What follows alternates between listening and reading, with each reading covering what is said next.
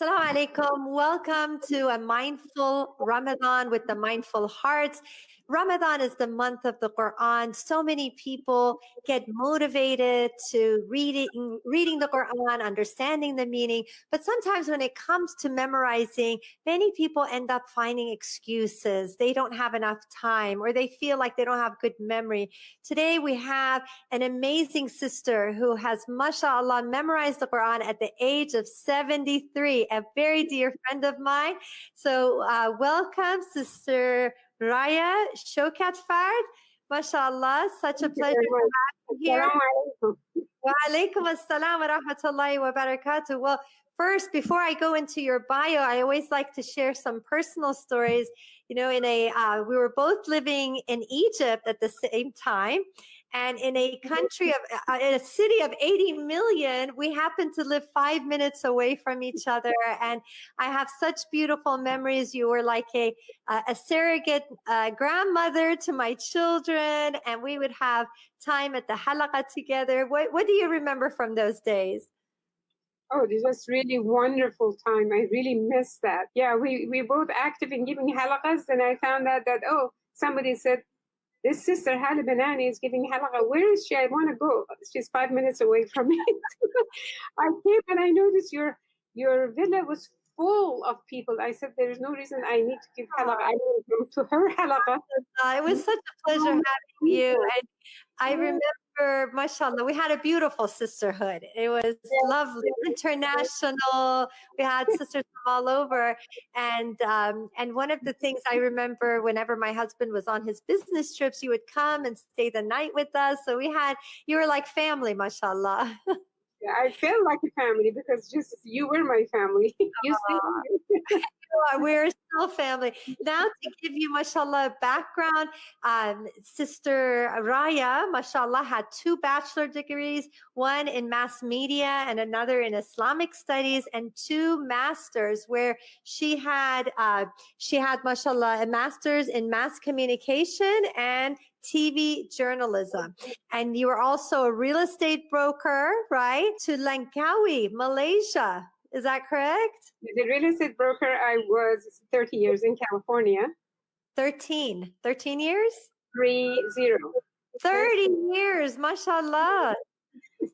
And you were quite successful in it, mashallah, I Yes, remember. quite successful. And that's probably the reason why I ended up coming to Islam later. Yes. So what was that? I joined Hinduism. I joined Hinduism because I found them, they were very peaceful people. And I had marriage problem and I was stressed and I was looking for anybody had peaceful face. I thought whatever religion you have, that's what I want. So I joined Hinduism, and then that didn't work out. I joined Buddhism, and that didn't work out. I joined Christianity 7.5 years, and other minor disciplines. And I found that basically the real God isn't worship. They're worshiping either idols or the prophets or other than God. And by incredible, I guess, guidance of Allah subhanahu wa ta'ala, He brought me to Islam when I realized this is the only religion that says worship only one God. And that's when my real journey started. That's amazing. So you were not just taking your religion for granted. In a sense, you explored, you researched, and you tried these different paths of life, but then you came back to Islam and you found your peace, correct? I found what it was. I found Allah, basically. When I found Allah, I found peace. Yes. MashaAllah. And so at what point in your journey did you decide that you want to start memorizing the Quran, or what was your first relationship with the Quran? Well, when I came to Islam, I was living in Northern California. I had one Quran, and the Quran, when I married my husband, American, he was not a Muslim, so he had to become Muslim. And we bought a Quran, we never opened it up, and it was just there. So at the time when I came to Islam, I actually started reading the Quran and started becoming interested in it. And the more I became interested in it, the more it started like going into my heart. Mm. And I knew that I have got to pray. I have got to learn the words of prayer. So I started memorizing the words of prayer. That ignited again more interest to want to learn more.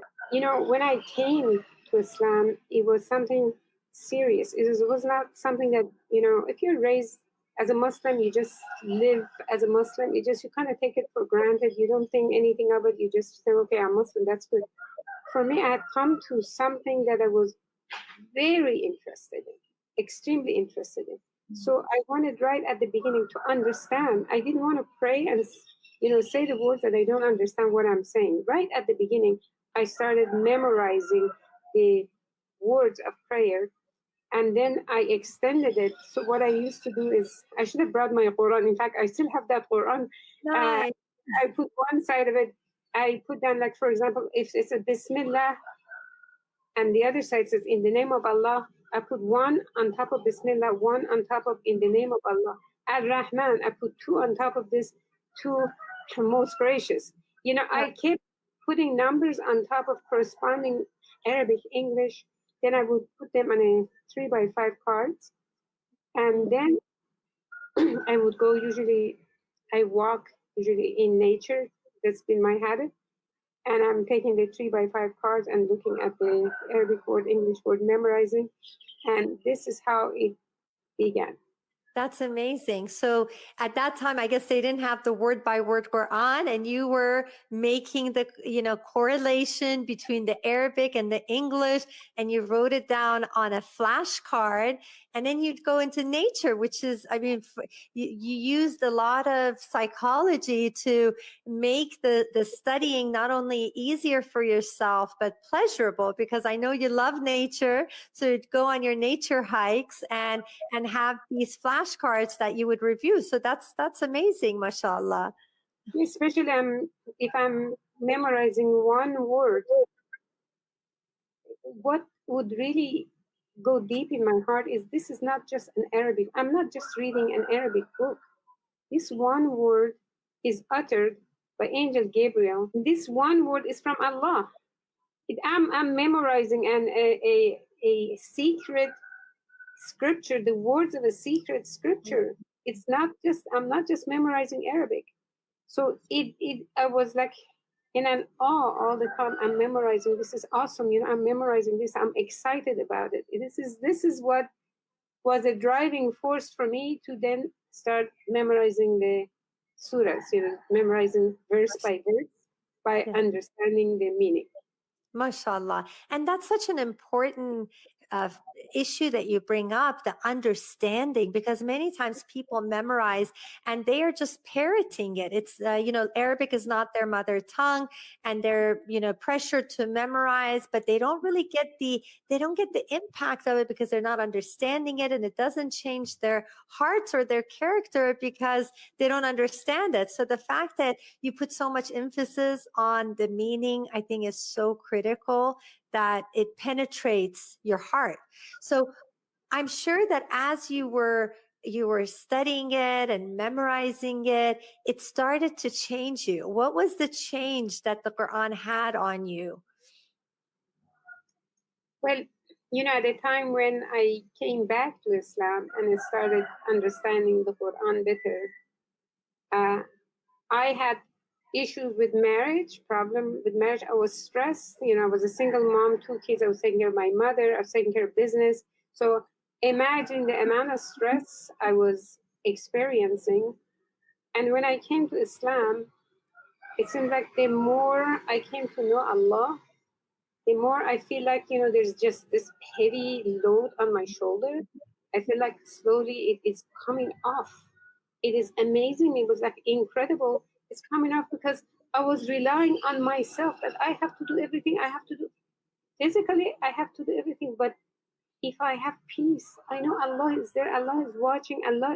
He knows my grievances. He knows all the du'as that I make. He understands. He hears me. It seems like suddenly I had someone that cared out there. Before, you know, I was alone in Northern California, alone, nobody there, you know, that then I know Allah cared. Why should I not care for what He has said? So it's a two-sided thing. He cares for me. I want to care for Him. The How best way to care for beautiful. Him to learn His words. MashaAllah. So you felt that as you were connecting with the Quran, your circumstances didn't change, but your attitude towards them changed because now you felt that you were not alone. You didn't feel like you had to figure it all out on your own. And you had that the strength and the yaqeen in Allah that He is there for you. And so your pressure just started lifting, and because you felt that closeness to him, you felt indebted in a sense of, okay, I need to learn more, so that motivated Yes, and this is very true. One thing that really also affected me a lot is self-esteem. you. Sometimes when you're in a difficult situation, you think, "Oh, what did I do?" or "Why am I?" Sometimes it's easy to blame somebody else, but it's also easier to blame ourselves, thinking, "Oh, it seemed to me like within a short time, I would not say overnight, but the span of time was fairly short, where I felt like I was strong and that I was loved by Allah, that Allah has guided me. How many millions of people, maybe billions, don't have this opportunity to come to Islam, to read His word, to understand His word, to worship Him? And it seems like my self-esteem, it became connected to how I worship Allah and how I understand Him, not by how somebody else judged me, how my life was. My self-esteem, it seems like there was a cord that was cut through this process. And Mhm. from the year that I really came to Islam and started memorizing the Quran, that year I thought it was the best year of my life. Oh, subhanallah. How so? How did it make it the best year of your life? Because when I compared it with, other than the childhood years, which was wonderful, was really great, from my adulthood, when I was in real estate, it was struggle, running around. It just, you're not even aware you're alive. You just run, you're having a good life. But it seemed like life was struggle. Then I had stresses. Then I had marriage problem. Then I had stress of raising kids. Then I had mother I had to take care. I had business I had to take care of. And it seemed like I was under a load Mm. that it seemed like I cannot come out of it. When I came to Islam, it seemed like Allah subhanahu wa ta'ala says, your wealth, your children, your spouses are uh, tests for you in this life. Glad Right, tidings to those who worship Allah and muttaqun. So right. when I felt what Islam had to offer, who Allah really was, I thought, if I only knew this many, many years ago, I would not have had all these problems, all these health problems, all these mental, moral issues. The more I process it, the more I realize it cannot be anything but peace when we reach out to Allah and then become like one friend, two friends together with the Quran, us and the Quran. Right. And every year up until now, it's like 30 some years. Mm. I feel this is the best year of my life. Every year is the best year of my life, better than the year before. How It has beautiful. never been equal to last year. It's been better. Getting better. Alhamdulillah. Yeah. MashaAllah. I think it's the fact that you're finding this companionship, and you know the way you talk about your connection with the Quran and with Allah. It is. I feel that it comes with so much love, and many scholars describe the fact that we're so excited when we're in love and we get a message from the person who sends us an SMS or an email, and we can't wait to read it. And it sounds very much like you had this growing love for Allah, and you wanted to know His message, and you wanted to know what He's saying to you. And it's so beautiful that you saw that as the most beautiful year of your life, and every year it just improved because your connection improved. Yes. That's amazing. So, what about you did mention about how it was a choice that you wanted to study this. You were drawn to it. And sometimes people feel that it's not so much of a choice. They may feel like there's some kind of pressure. And I think that's so important for parents to realize, because we really do need to make the experience pleasant and make it have a positive association. So what would be your advice to parents who are teaching their children about the Quran? This is incredibly huge, huge issue. Because if the parents make the religion as something that, oh, you must do, you have to do, I mean, push the kids to do it, and the kids are not spiritually developed, they do whatever you tell them. But for me, I was giving, I didn't have, there was no internet at that time. I didn't have any of this wonderful things that are available today, flashcards and toys or anything. I had nothing basically. So I would encourage my kids to memorize. I would give them $3 for the short surahs, $5 for the as they grew up, they said, Mom, that's the only reason why we memorize. We had no interest. For the money. Sometimes I would get upset. Sometimes it was no fun for them. It was no, why should they memorize? It's just an obligation that mother had put upon them. And I feel very guilty. I wish I had to do this part over again, but it's not. It backfired on me later on as they grew up. It really backfired on me. And I'm not the only one. So many families that I met in US, and that they are really anxious to put a lot of Islam into their kids because they're in the West. They're afraid they're going to be out there. The kids are going to leave Islam. And sure enough, the kids grow up and leave Islam. And then I've seen parents that are incredibly creative with the kids, with the memorization, with Islamic studies. I'm talking about the time when we didn't have all these luxuries that you kids have. The behavior of the parents affect how the kids are going to behave towards Islam later in life. And I'm the first one to admit that I've made mistakes, but it's too late as far as changing that. But Alhamdulillah, I feel that one of my kids are understanding it. We have communicated and he's coming around. Things are better. But the other one, I didn't have much luck, unfortunately. SubhanAllah. Well, I mean, I really respect the fact that you can admit that. And SubhanAllah, I really believe that each parent does the absolute best that they can with the tools that they're given, right? So it's, I appreciate you sharing that. And so your advice to the parents out there would be, what would you say as far as creating a positive association? You would emphasize to begin with, be a good example. Be a good example. My problem was that I was Muslim. My husband was American. He became Muslim to marry me, but then he never practiced, and we were not together. So the kids are with me. They learn Islam. They learn about Quran. They go to their father, and they let them watch. He let them watch anything. He did not say good things about Islam. So I'm planting seeds, and he is unraveling everything. For me, that was really big issue. The fact that parents watch it, very difficult situation, and the fact that people watch this, if they are your husband and wife, you're Muslim, that by itself, you're 80% in the positive side.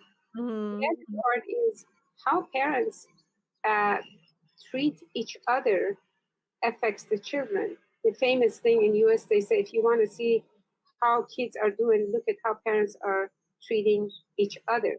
So if they're treating each other well and they're practicing Islam properly in a nice way, the kids obviously follow.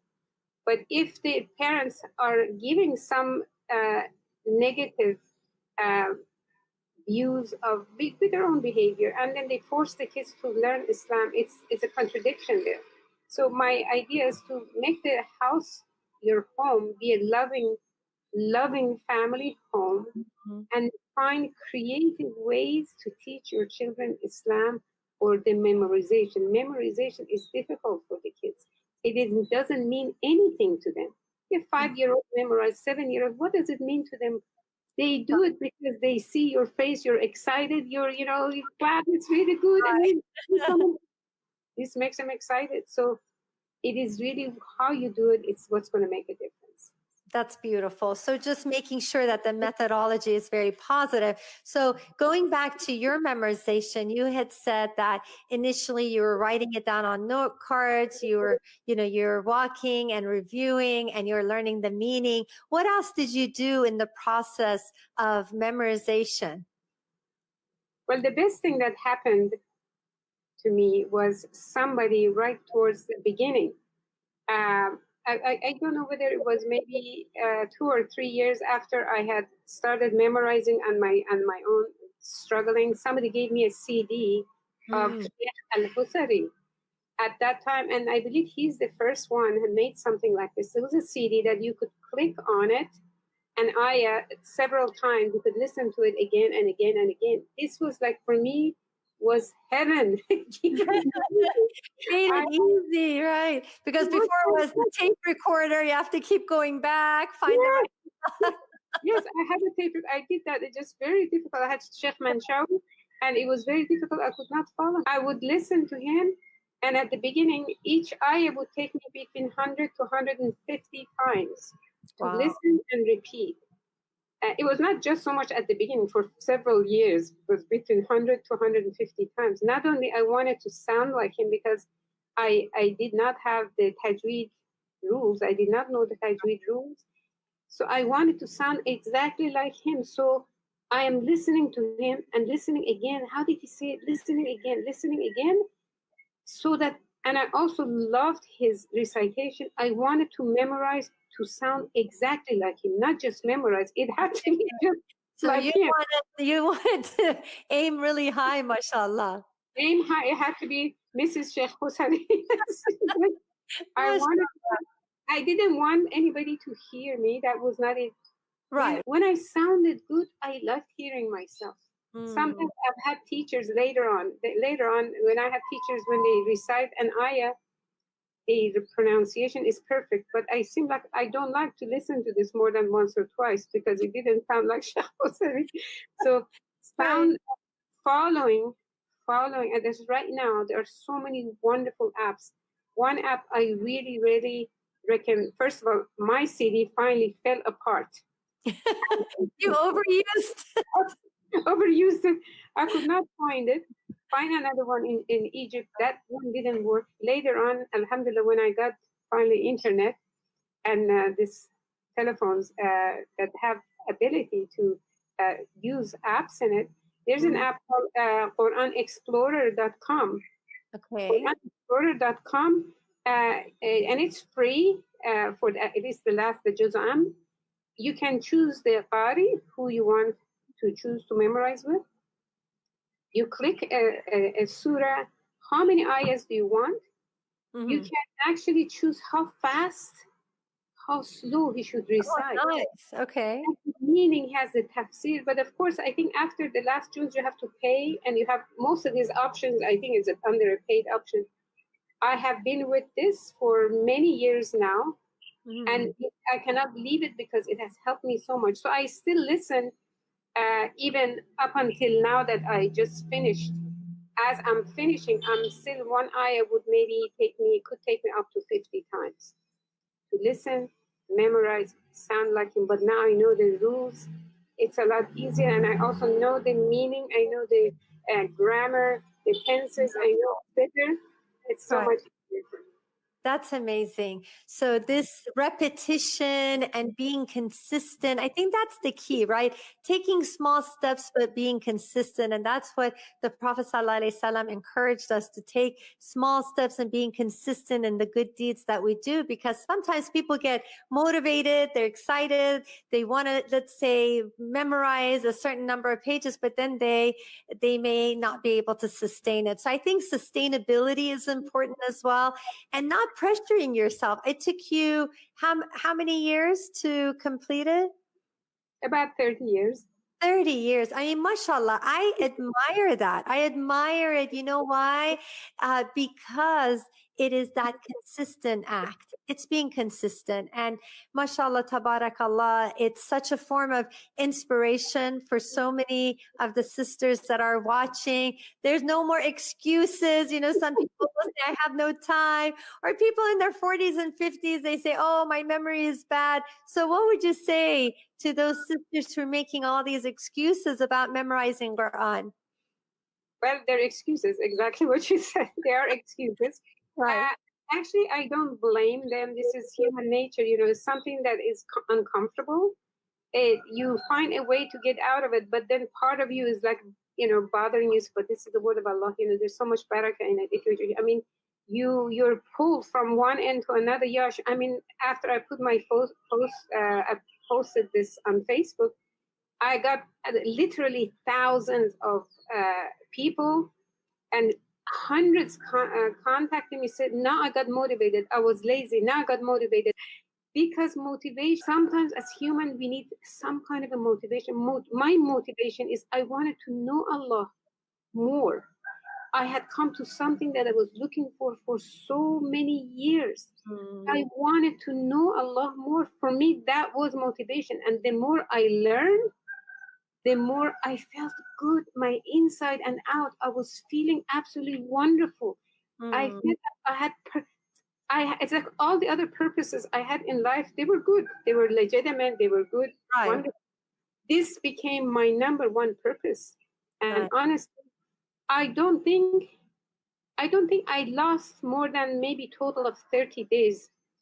Total in 30 years, I don't think I lost more than a month of, maybe because traveling, maybe I'm on the road or something and not memorizing. I could not memorize. Oh, I love hearing that. I love the fact that you're so passionate about it, and that there's this real you can see that the words of Allah has really penetrated your heart. And because you studied it with meaning and you did it with this positive outlook, it had a cure for you, a cure, I think a spiritual cure and physical cure, because you said you were feeling very, very tired. There was, you had some illnesses before, Yes. and it cured you of the illnesses. And so it's just amazing, mashallah. Yes, it's I mean I studied a lot about health and nutrition, and I when I combine it with, you know, the spirituality, uh, consciousness about health and nutrition and physical activity, Hmm. I realized if any of these three, one of these three parts is missing, the other two parts are going to be limping. And you could be the best memorizer, the best Quran scholar. If you're eating the wrong food and you're not feeding yourself properly, you're not exercising, soon you're not going to be feeling well enough to be spiritual. Or if you're eating the best food, you don't have spirituality, then it's missing. It's all really go together. So I realized all my illnesses, even my kids were not well. They were affected by my stress. Definitely. The more I studied, the more I realized that my state of mind is what is creating my unhealthy conditions, where I spent a lot of money just to try to fix this and something else would pop up. And then when I came to Islam and started practicing and started memorizing, it was not about memorizing, it's about knowing Allah.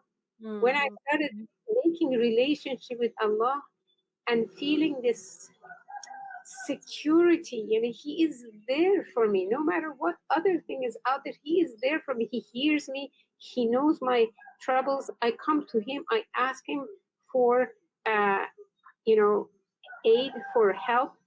And then also it seemed like I was able to handle issues better. Issues didn't disappear suddenly. I was able to handle them much easier. And I was not at the effect of my problems. My problems were outside of me. At this time, were outside element. I'm a person. I am who I am. My problems are outside. I don't have to be affected by them. I just have to address them one by one. And it So really you made a were huge kind difference. of surrendering your problems to Allah, having Yes. that yaqeen that Allah's going to take care of you. And something I've always admired about you is that you live a very purposeful life. MashaAllah, tabarakAllah. You know, this idea of wanting to continuously learn. You always were very adamant about working out. Even I remember in Egypt, you would do these intensive workouts, remember? And now that you're in Langkawi, mashallah, Malaysia, you're always, you know, hiking and doing your dawah. And I want to actually ask about that. What made you move to Langkawi? Well, to begin with, I wanted to move someplace where my son would move to also. He didn't seem to like Egypt. He had come and visited me. We lived in Northern California. He used to very beautiful setting, and Egypt didn't seem to sit well with him. And then he suggested I move to Hawaii. I had no interest in Hawaii. You were in Hawaii for a while before, right? I was in Hawaii for a while, yes, at the time when I was not practicing, actually. But at the time when I started practicing, I felt like I do not belong to that environment. So he suggested Malaysia, and it's because maybe he was interested in the tropics and the ocean. I was interested in a Muslim country. So he said it would sit well. That's a good compromise. And I had no interest in Malaysia because I heard the weather is hot and all of this. So we came, he suggested Langkawi. We came here, some friends invited us here. We came here. The more I mean, we love the island. It's so magnificent. It's so beautiful. The more I checked, the more I realized this island is the top tourist destination of Malaysia. So I went to the Islamic Affairs office and asked them, what are you doing for reaching out to the tourists? A lot of tourists are coming here. He said, nothing. They're absolutely nothing. I said, why? He said, we don't know how to make dawah. We don't know what to do. We don't know what, and we haven't done anything. I said, I have many, many years of experience in this. Give me permission. If you give me permission, I'll do all the work. They gave me official permission. I'm the only foreigner. I can do anything I want to. That's amazing. MashaAllah, look at the barakat that Allah gave you. You went with the intention of wanting to, you know, be in a Muslim country. You wanted to continue your dawah. And I'd love to see, you're right now in Langkawi. You have a beautiful view, I'm sure, if you could share it with the viewers. Oh my goodness, this is amazing, mashallah. This is the Andaman Sea, which is connected to Indian Ocean. And here there are 99 islands. Lovely. You see, the island is surrounded by 99 islands. And this mountain, the tall mountain, is called Mount Raya. You're kidding. All after me, and they didn't give me any paperwork on it. They definitely love to come and visit you. You're such an inspiration. I'm sure so many people have learned from you. What would you say, just like as parting words, some advice that you could give to some of the sisters who want to memorize, but they might be a little bit discouraged? I would say the most important thing is to have your intention clear. What is your intention? And of course, we know all of us, our intention is to please Allah, to memorize the word of Allah subhanahu wa ta'ala. Excuse me. But the main thing is sometimes we get too buried in the memorization process, we forget why we are memorizing. If our purpose is to want to get closer to Allah subhanahu wa ta'ala, to purify ourselves, we are like on a daily basis, we are just, there's a thing called chelation. Chelation is some kind of blood transfusion. When somebody's blood is not pure, you go every day to the hospital, they put some pure blood in there, take some of the impure blood. Eventually, all the blood becomes pure. For me, for myself, the way I look at it is the more I memorize, the more I take all the stuff that I don't need. It's not necessarily that it's diseased or impure, but they're the things that would keep me from getting close to Allah subhanahu wa ta'ala. If you add the pure stuff into your mind, it goes into your mind, your spirit, it affects your body, it affects everything. Your purpose should be to purify yourself for the sake of Allah, which is going to affect everything. It affects you, affect your family, affect your business life, marriage life, everything. It will affect everything.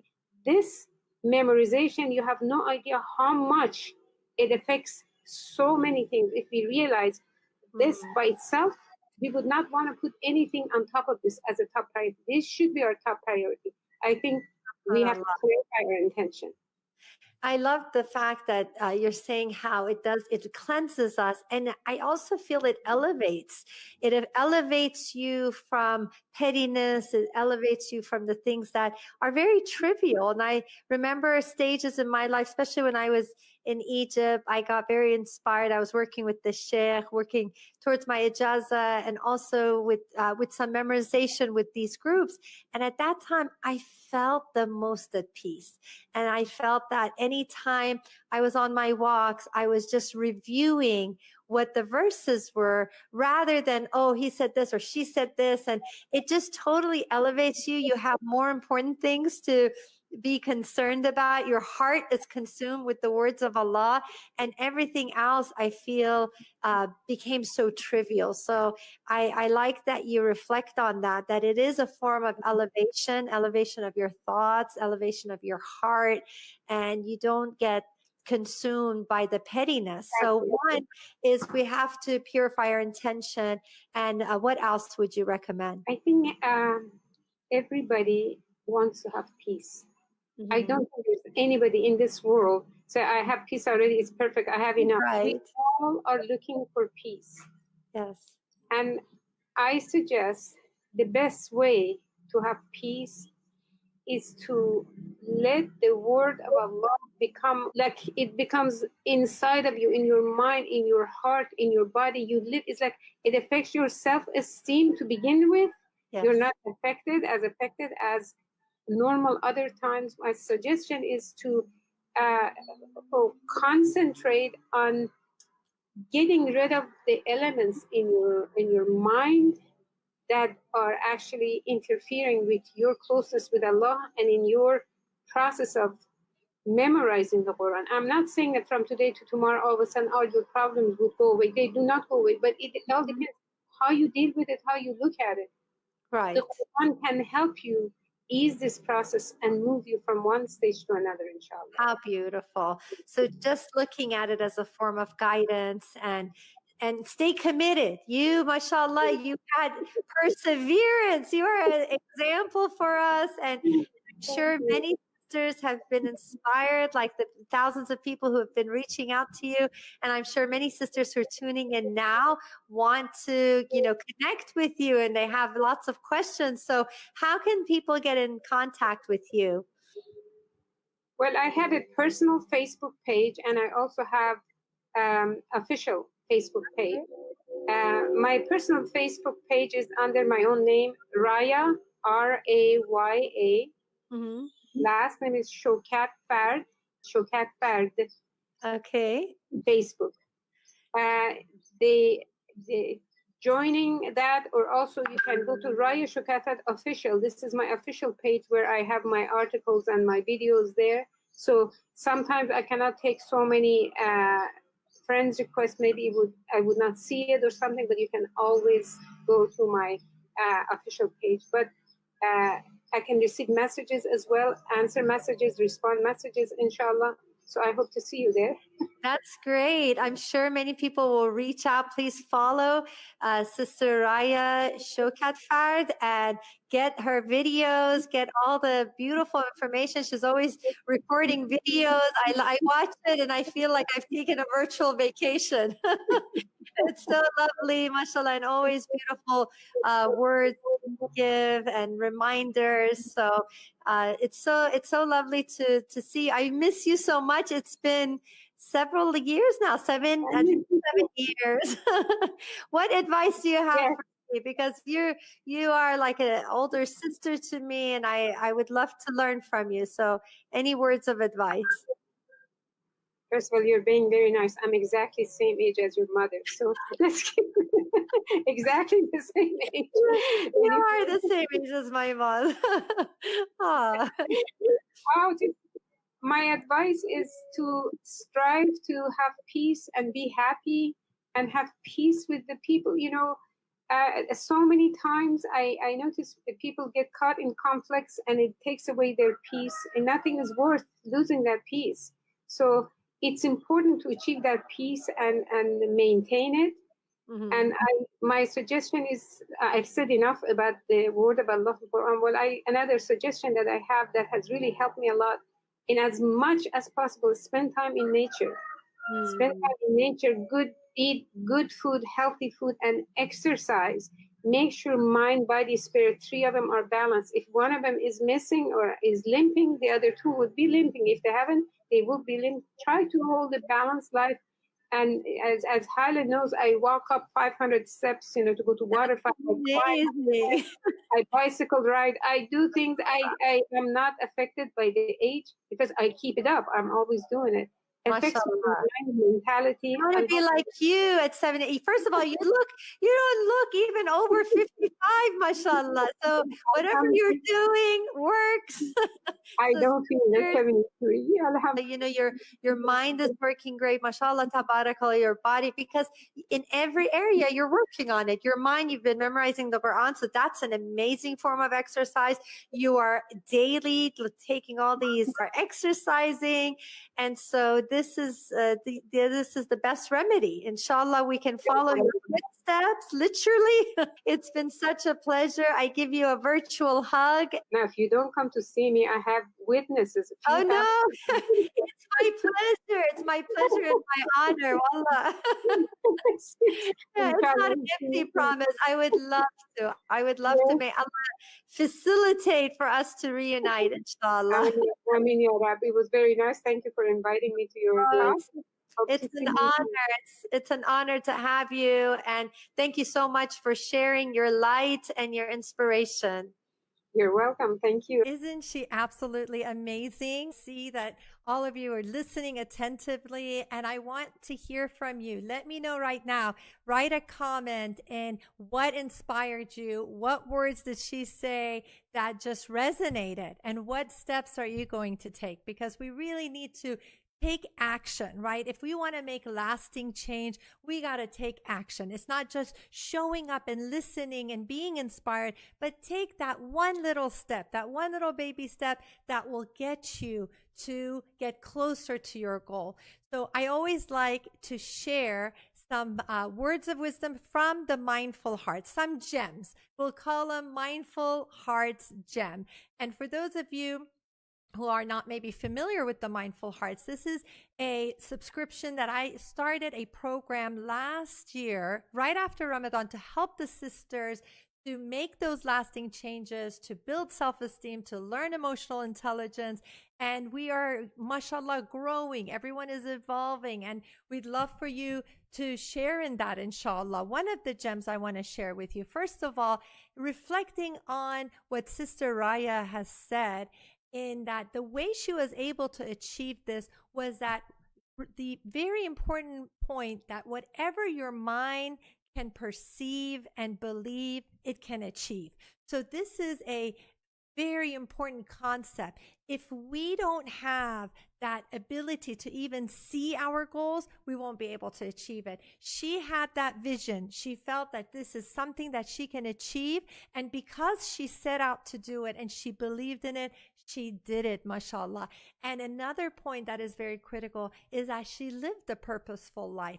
And what a difference when someone lives with purpose, when someone wakes up each and every day thinking that I am going to make the most of my day. I'm going to take care of myself. I'm going to take care of the way I eat. I'm going to eat healthy. I'm going to be, I'm going to have that sense of exercise. I did one session in the Mindful Hearts on body appreciation, right? And what that did, it motivated all the sisters to get up and start exercising. Although I didn't say to exercise, but it was just this idea that when we are grateful for the amana that Allah has given us, Allah has given us this body as an amana. It is given to us in trust, and we're going to have to answer for it, right? Our mind is given to us in trust, right? And what do we do to nourish it?